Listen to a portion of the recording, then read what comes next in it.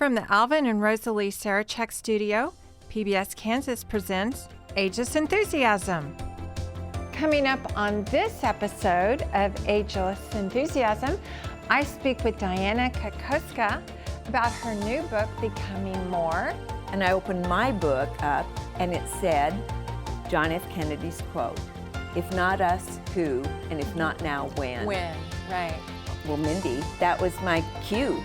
Also, I speak with Dan Baird, Hand Pan Dan, on his melodious way to give back to our community.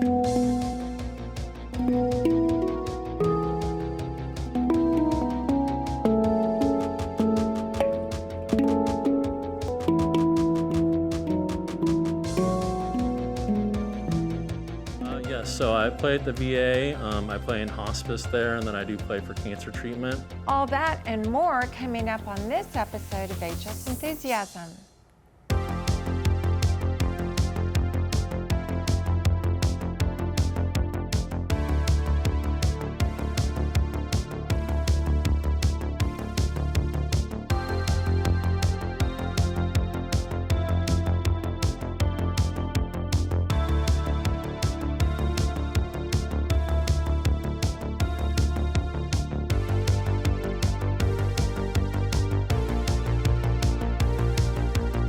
Mindy East, and this is Ageless Enthusiasm.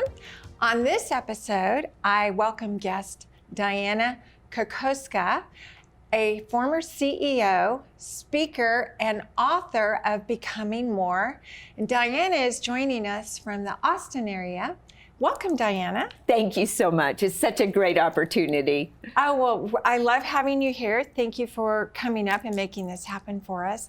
So you've written this wonderful book, Becoming More, and tell us about your inspiration behind this. What made you want to help other people? Well, you know, I started out working at age 5, and it was over the magazine rack. My dad would say, if a guy comes in and he looks at a magazine and it has a car on it, you instantly grab all the magazines that have a car on them and say, if you like that one, you'll want to buy these too, right? That was adding value to people. He kept teaching us to add value. Well, as CEO, I wrote a program called Bold. People started writing, saying, you've added so much value to my life. Thank you. Would you write a book? I said, no, I don't want to write a book, for heaven's sakes. And then I was down on the dock, we live on a lake, and I was reading a book. I got a text from a person thanking me for helping, they said, to change their life. They changed their own life. Yet, at the end, they said, please write a book. Well, I thanked them for their kind words, and I opened my book up, and it said, John F. Kennedy's quote, "If not us, who? And if not now, when?" When, right. Well, Mindy, that was my cue. Your so I marching started orders. writing the book, and that's how it all came about. So Becoming More, it's just a really interesting opportunity for people to evaluate their lives and think about their emotions and their feelings and what am I capable of. Yes. So can you talk to us a little bit about what's the difference between our emotions and our feelings? Yeah, a lot of people think they're the same, don't they?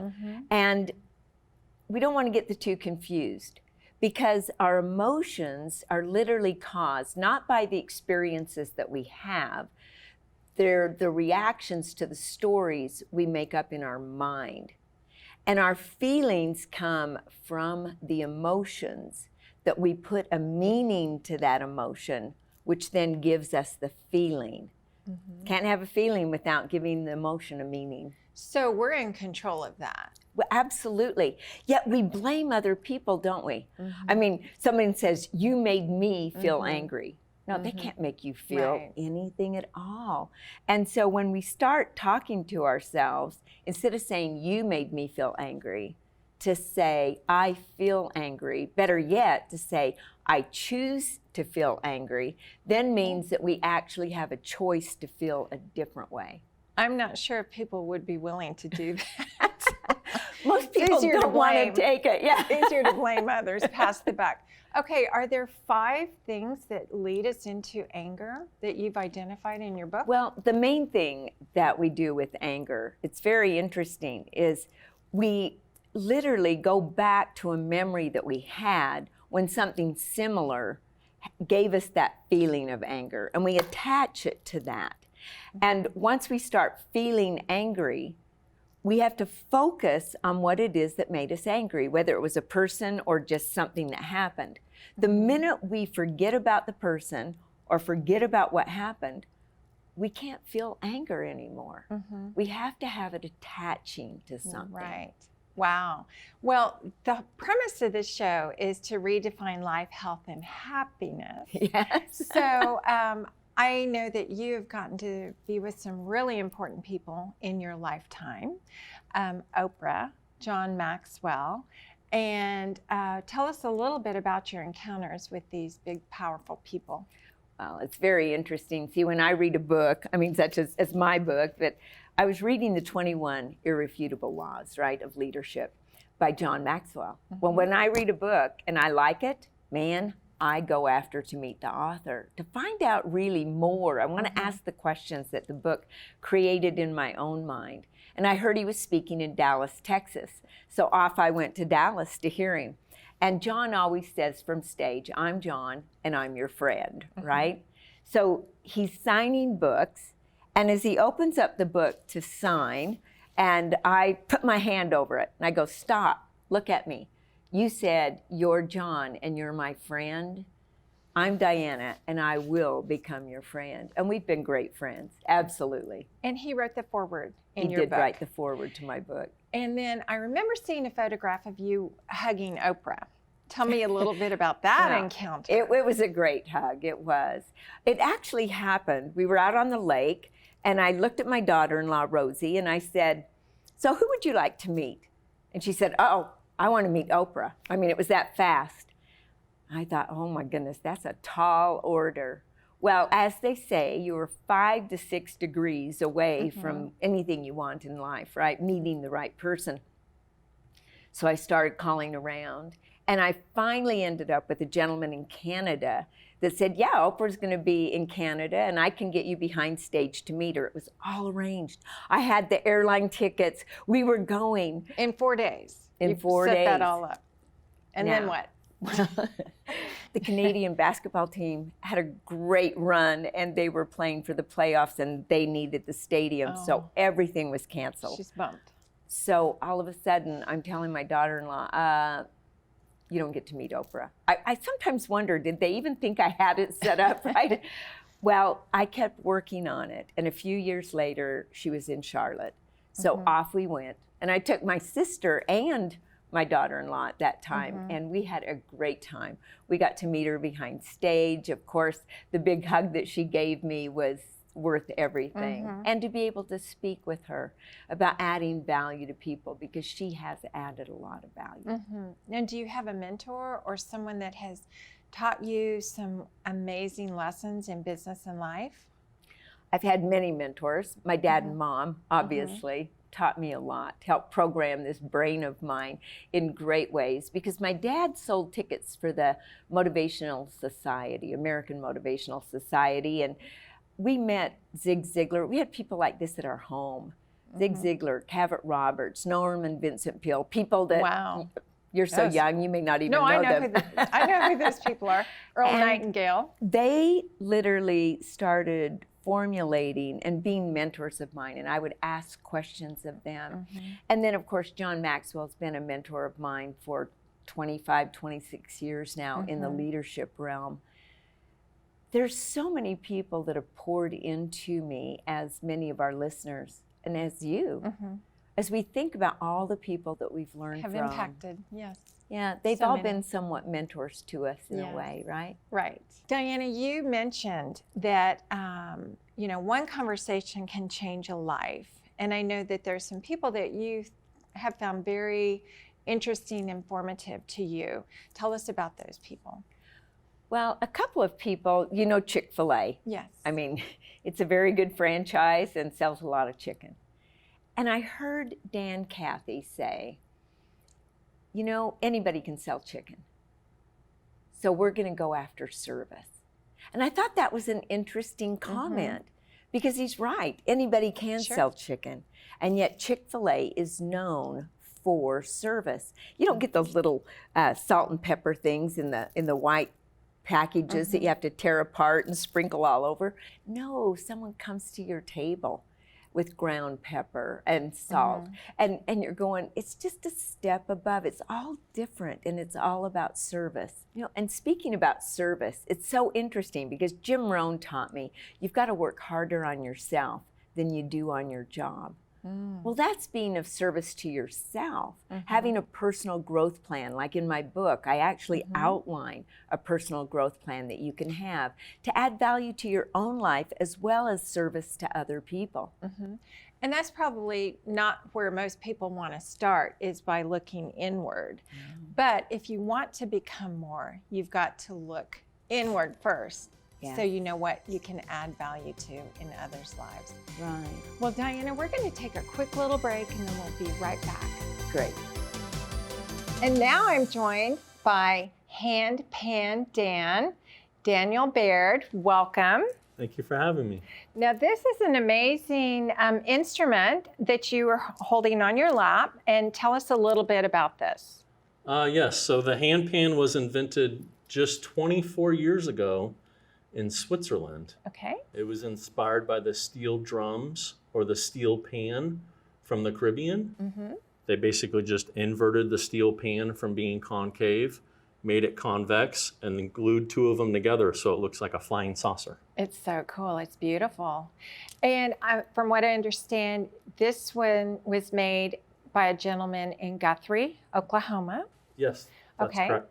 Alrighty. And so you've been doing this for a few years now. Yes, I've been playing this for about 6.5 years. Okay.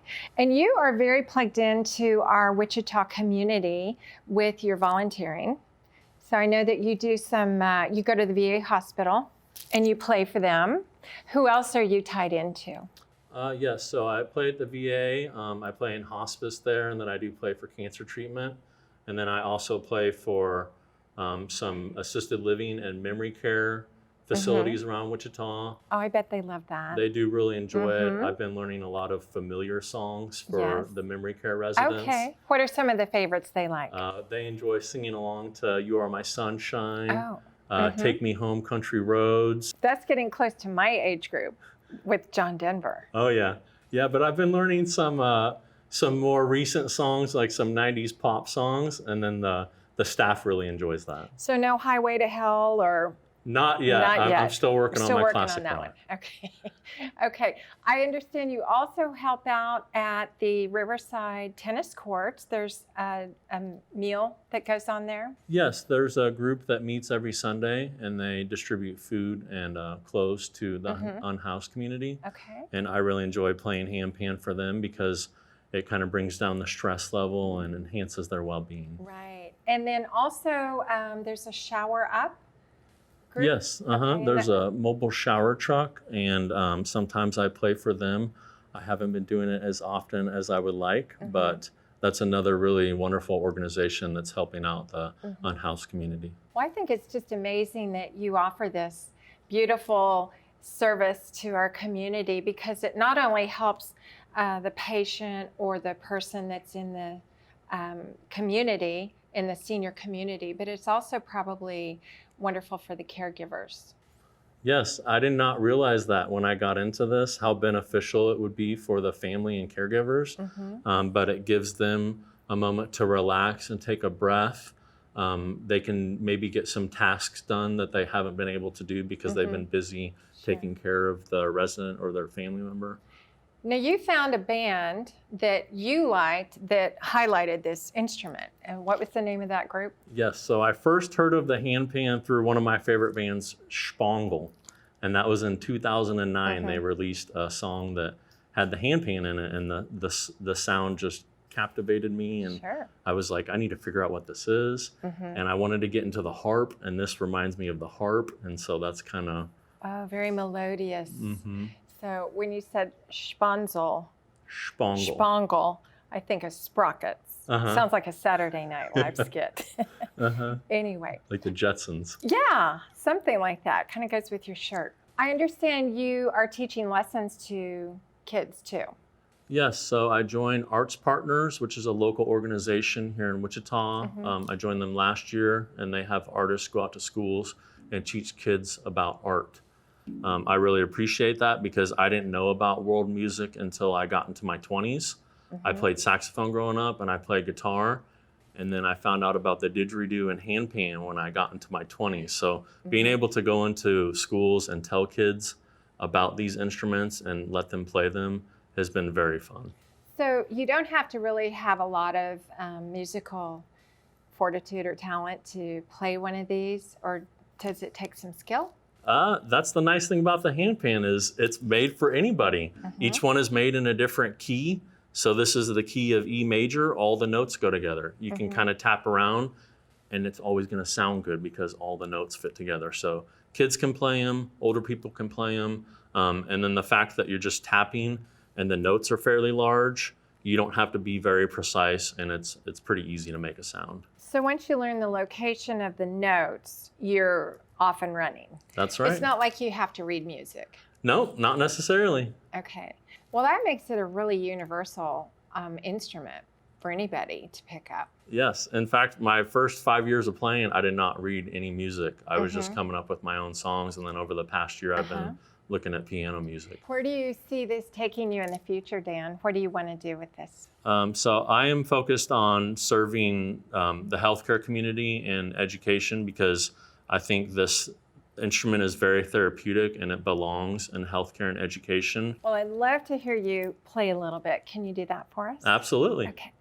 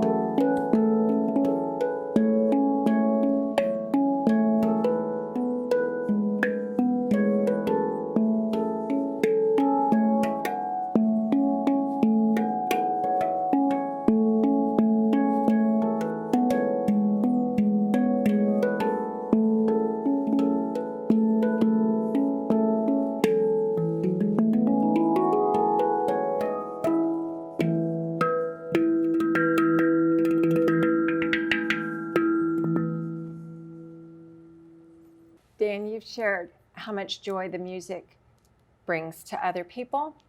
What does it do for you? For me, the handpan is very therapeutic because it's a very relaxing sound. It helped me a lot when my father passed away. It helped me with the grieving process. And then I got into this with my best friend, Greg. We were best friends for 20 years and we got to the handpan together. And so when I play handpan, I feel like he's with me playing. And so that's very therapeutic. But just this instrument itself, I feel like it lowers your blood pressure. It's just so relaxing. Is Greg in Wichita as well? Greg passed away about sorry. 5 years ago. So for you, it is really a memory. It's reliving memories for you. Absolutely. Well, that's beautiful. Yeah, and music is so powerful, and it allows us to express emotions that we're unable to express with our words, and we can go back to memories and relive those. And the thing about music, it's so important in our schools because long after the chemistry formulas and the mathematical equations have been forgotten, we'll remember songs and lyrics and words. to Absolutely. music. Very important. Well, thank you, Dan. Thank you. And now we're back with Diana. Diana, what are some things that hold people back from becoming more? Well, one thing is social comparison. It's this envy from where we currently are to where we believe we should be. According to Dr. Daniel Amen, he says that people are social comparing themselves all the time. Oh, and all the time. Yeah, and well, it causes anxiety within us because we're not who we desire to be. And instead of working on ourselves, we just keep comparing ourselves. Yet the interesting part is we're comparing our insides to their outsides. We don't know what's happening inside of them. We don't know what they're going through personally. We don't know if they just lost a job or got a promotion, for heaven's sakes. Yet, based upon the way they look, we compare how we feel with how they look. Good point. And I think we also compare our worst to someone else's best. So we have a distorted view. And envy, what is it about envy? Once you never get over envy, right? No, yet once you have envy, you can never feed it enough. You'll always find something else to be envious about. It's kind of like when you give gratitude, well, you can't be grateful and negative at the same time. Right. So when you learn to give gratitude for the little things, you get more to be grateful for. I love that because the universe will bring to you what you want to attract. So whether it's envy or gratitude, either way, it's showing up in a big time. Yeah, life is a mirror and gives us back our own reflection. It is. And I think also karma comes back with interest. Oh, yes. Ooh, good or bad, right? Well, you know, there's a restaurant named Karma. I don't know if you've heard about it. No. You don't get what you order, you get what you deserve. I knew that was coming. That's cute. So Diana, how can we control our emotions It's a great question. to work for us and not against us? It's a great question. And the interesting part, it's kind of like a thermostat or a thermometer. A thermometer takes a temperature and gives it back, just that fast, right? That's kind of like our emotion. If we allow our emotions to run wild, it's a reaction to everything. Yet if we choose to live our life like a thermostat, we read the environment, we read what's going on, and we adjust our emotions, much like a thermostat adjusts the heat or the cold air. We adjust the emotion to meet the set of circumstances that we're in or the set of circumstances that we desire to have. So it's choosing logic over emotion. Yeah, and the interesting part is, see, there's a part of the brain called the thalamus. I won't get real technical here. Yet the amygdala is over our emotions and our actions. The cortex is over the logic. Logic makes us think, emotion makes us act. So let's say like our two chairs, and there's a point right here. Well, your chair is closer to that point. That's the amygdala. Thalamus sends out something, hits the amygdala. The emotion shows up before the logic does. And so we have to breathe for a second, like the thermostat, look at the environment, and then allow our emotion to come forward. And then make sure it's working for you and not against you. Exactly. Well, this is wonderful advice for anyone who's wanting to start over, change direction, pivot. And I just appreciate you taking time out of your busy schedule to be with us today. Thank you so much for the opportunity. Oh, it's our pleasure. Thank you. And thank you for joining us on this episode of Ageless Enthusiasm.